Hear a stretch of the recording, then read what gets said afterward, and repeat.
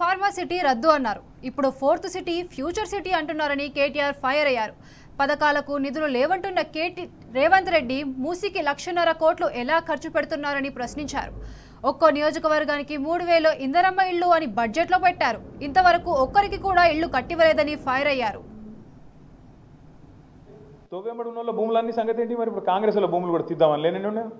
అంటే ఎంత పాగలు ముచ్చట అంటే రాగానే ఒకరోజు ఫార్మాసిటీ రద్దు, ఒకరోజు రద్దు అంటారు, మళ్ళీ తెల్లారేదో fourth city, future city, AI city, ఇంకేదో స్కిల్ సిటీ, ఇది ఒక దిక్కు నడుపుతారు, ఇంకో దిక్కు మూసి అంటారు. మరి ఇవన్నీ చేసేందుకేమో పైసలు లేవట. ఏది ఆడపిల్లలకు 2,500 ఇచ్చేందుకు పైసలు లేవు, రైతులకు రైతు బంధు ఇచ్చేందుకు పైసలు లేవు, రైతు రుణమాఫీ చేసేందుకు పైసలు లేవు, తులం బంగారం ఇచ్చేందుకు పైసలు, విద్యార్థులకు స్కూటీలు ఇచ్చేందుకు పైసలు. మరి ఏమిటికున్నాయి? వీటికి పైసలు లేవు, స్కాలర్షిప్ లేవు, మన్ను లేదు, మశానం లేదు, ఏది లేవు, ఇవన్నిటికీ లేవట. కానీ మూసీకి మాత్రం 1,50,000 కోట్లట. ఎందుకే 1,50,000 కోట్లు మూసి? ఆ మూసీతోని మురిసే రైతులు ఎంతమంది, వచ్చే ఆయకట్టు ఎంత, వచ్చే ఉద్యోగాలు ఎన్ని, దానివల్ల వచ్చే లాభం ఏంది అంటే చేయొద్దంటలేము. షోకులు ఎప్పుడు వాడాలి? ముందు కడుపు నిండాక వాడాలి. ఇక కడుపు నిండికి దిక్కులేదంటీడా. అదే అంటారు చూడు, మింగ మెతుకులేదు కానీ మీసాలకు సంపెంగ నూనె పెట్టిండే టెన్కటికి కూడా. మిగతాదికేమో మెతుకు లేదట, మీసాలకు మాత్రం సంపెంగ నూనె.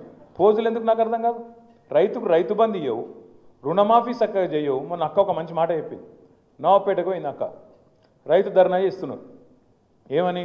రుణమాఫీ చేయాలి, నువ్వు చేసింది చారానా, బయట చెప్తుంది బారానా, నీ ప్రకటనలకే ఎక్కువ ఖర్చు అవుతుంది, నీ ఫోటో చూడలేక వస్తున్నాం కాబట్టి అదేదో బంధు పెట్టు అని చెప్పి మొత్తం ధర్నా మొత్తం చేసి రుణమాఫీ పూర్తి చేయి అని చెప్పి ధర్నా చేస్తే ఒక రైతు, సామాన్య రైతు సబితమ్మతో ఏమంటాడు తెలుసా? చేస్తారా మా రుణమాఫీ? ఇది ఫిబ్రవరి నెలలో అవుతుంది ధర్నా. అయితే చేస్తారా మా రుణమాఫీ? పక్కా చేస్తాడా మా రేవంత్ రెడ్డి అన్నాడట. ఎప్పుడు చేస్తాడే అన్నదట. ఏముందమ్మా, ఫిబ్రవరి 31 ఉంది కదా, అలా చేస్తాడు, లోపల అయిపోతుంది. అంటే ఎంత దగాకోరు, ఎంత బట్టెవాజ్ ప్రభుత్వం ఇది అనేది ఒక సామాన్య రైతుకు కూడా నవాపేటలో కూడా అర్థమైంది. ఫిబ్రవరిలో 31 ఉంటుంది, అయితే మీరు ఎవరైనా మోసపోయారు. అది రాదు, ఇది కాదు, గట్లా ఫిబ్రవరి 31 రాదు, రేవంత్ రెడ్డి రుణమాఫీ కాదు. ఇట్లా అన్ని హామీలు ఇంతే. మీరు ఆ సినిమా చూడొచ్చు, అహనా పెళ్ళంటానో సినిమా వచ్చింది నేను చిన్నగా ఉన్నప్పుడు. అందులో ఒక ఆయన అంటాడు అన్నట్టు, అల్లుడు వస్తాడు ఇంటికి, మామగారు నాకు చికెన్ తినాలని ఉంది అంటాడు. చికెన్ కూర, కోడి కూర. ఎంత హుషారుగాడు తెలుసా, నీకు తినిపిస్తా అంటాడు. మా మామ ఎంత మంచివాడు, బ్రహ్మాండమైన మనిషి, నాకు చికెన్ కూర పెడతాడట అయ్యాలని చెప్పి పాపం అల్లుడు ఆశగా ఆకలి మీద ఉంటాడు, చేయి కట్టుకొని వచ్చి కూర్చుంటాడు. కూర్చోబెడతాడు, పళ్ళెం పెడతాడు, పీటేస్తాడు, ముంగట కోడిని కడతాడు అట. ఏమాయంటే చూడు, దాన్ని చూసుకుంటా దీను రేవంత్ రెడ్డి ప్రభుత్వం కదా కూడా అంతే. ఏదిరా పోయి 6 గ్యారెంటీలు, ఏదిరా 420 హామీలు, అవ్వ వస్తూనే ఉంది. రేషన్ కార్డులు అని చెప్పి ఎన్ని రోజులే ఆగాదు, రేషన్ కార్డులు అని చెప్పి ఎన్ని రోజులే కొత్త రేషన్ కార్డులని చెప్పబట్టికి 1.5 year. దరఖాస్తులు అన్నారు, ప్రజాపాలన అన్నారు, 1 కోటి మందితో దరఖాస్తులు పెట్టించారు. ఒక్క కార్డు వచ్చింది ఎక్కడైనా? ఇందిరమ్మ ఇండ్లని 2 బడ్జెట్లో పెట్టారు.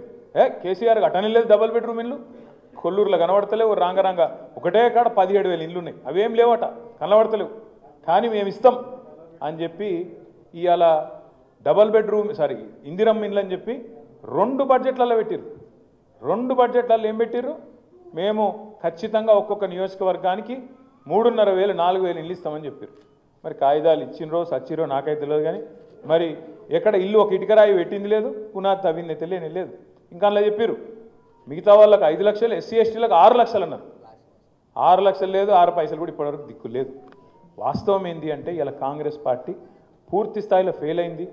నెగిటివ్ పాలిటిక్స్తోని పేదవాడి మీద తన ప్రతాపం చూపెట్టి ఇచ్చిన మాట నిలబెట్టుకోక ఇప్పటికే కాంగ్రెస్ ఖతమైపోయే పరిస్థితి వచ్చింది. ఇలా శ్రీరామ్ రెడ్డి గారు, నరోత్తన్ రెడ్డి గారు గొప్ప మాట అన్నారు. ఏమన్నాడు ఆయన? కేసీఆర్ ఉన్నప్పుడు గల్లా ఎగిరేసుకొని తిరిగే విధంగా పనిచేసినాం సర్పంచులు అని. ఆయన చెప్పుడే కాదు, కేంద్ర ప్రభుత్వం ఇచ్చే అవార్డులు, పంచాయతీరాజ్ దినోత్సవం నాడు ఇచ్చే అవార్డులు మొత్తం భారతదేశంలో మన జనాభా 3% కంటే తక్కువ ఉంటుంది తెలంగాణ.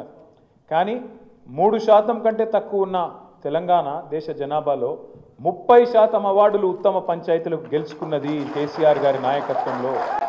అది కాదా? ఏదన్నా ఒక రాష్ట్రంలో ఈ భారతదేశంలో ప్రతి పల్లెకు ఒక నర్సరీ ఉన్న ఊరు చూపెడతారా? నాకు ఒక రాష్ట్రం చూపెడతారా ఈ దేశంలో? ప్రతి పల్లెకు ఒక నర్సరీ, ప్రతి పల్లెకు ఒక పల్లె ప్రకృతి వనం. జనరల్గా పార్కులు హైదరాబాద్లో ఉంటాయి, పట్టణాల్లో ఉంటాయి. కానీ కేసీఆర్ గారి నాయకత్వంలో ప్రతి పల్లెలో, ప్రతి పల్లెటూరులో ఒక పార్కు కట్టినాం, పల్లె ప్రకృతి వనం. ప్రతి గ్రామంలో ఒక డంపింగ్ యార్డు, ఒక శ్మశాన వాటిక, ఒక రైతు వేదిక, అందరికీ ఇంటింటికి నీళ్లు, ఎక్కడ పోయినా చెట్లతోని పచ్చదనం స్వాగతం పలికే విధంగా ఏర్పాట్లు. ఎవరన్నా చేసినరా ఇంత లోతుగా అధ్యయనం చేసి పల్లెటూర్లకు ఏం కావాలి, పట్టణానికి ఏం కావాలి, పల్లెటూర్లకు కావాల్సినవి పల్లెటూర్లు చేయాలి, పట్టణంలో అవసరం పడే అండర్ పాసులు, స్కైవేలు, ఇక్కడికి రావాల్సిన ఐటీ కంపెనీలు, ఇక్కడ కావాల్సిన మోరీలు, రోడ్లు, ఇక్కడ కావాల్సిన స్ట్రీట్ లైట్లు, ఇక్కడ ఏర్పాటు చేయాల్సిన సీసీ కెమెరాలు, ఇక్కడ రక్షణ కోసం తీసుకోవాల్సిన చర్యలు, మెట్రో లాంటి ప్రజా రవాణా సౌకర్యాలు, ఇవన్నీ 10 ఏళ్లలో అటు పల్లెలు ఇటు పట్టణాలు జోడెద్దుల్లాగా పరుగులు పెట్టించలేదా కేసీఆర్ గారు?